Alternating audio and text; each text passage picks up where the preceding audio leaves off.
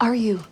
I'm her friend. If you're not family, you can't be back here. Why haven't you told her what's going on? She's completely confused. She's deaf. She needs an interpreter. The nurse impatiently asks Daphne if she can translate. Daphne can only say yes. The nurse says Natalie has a possible fractured pelvis, and she needs an MRI. Daphne translates what the nurse said into sign language, but Natalie can't help saying her back really hurts. Daphne asks her how bad. If pain is rated on a scale of 1 to 10, with 10 being the worst pain ever, then Natalie is already at a 7 right now. Daphne relays the situation to the nurse. The nurse says she'll provide painkiller, but when the nurse goes to get the medicine, Natalie seems anxious because she's allergic to some medication, but she can't remember what it was. Daphne quickly figures out it's Dilaudid. She immediately tells the nurse, but the nurse's attitude really ticks her off. She asks the nurse why exactly there's no sign language interpreter, but the nurse just turns her back and says they're already looking for one. Daphne tells her she has to turn around so she can read her lips. The nurse has to explain that their contract with sign language interpreters doesn't cover weekends. So deaf people shouldn't get hurt on the weekends? But this rule wasn't set by the nurse either. Daphne asks about video phone. They are supposed to have one of those. The nurse just brushes her off, saying they'll try to track it down. Faced with Daphne's questioning, all she says is they're already doing their best. But that's obviously not enough. Daphne angrily asks what if they gave Natalie the Dilaudid. This doesn't happen very often. It's happening now! The nurse doesn't have a solution either. There are no doctors and nurses here that know sign language. Daphne is really frustrated, but all she can say is there should be.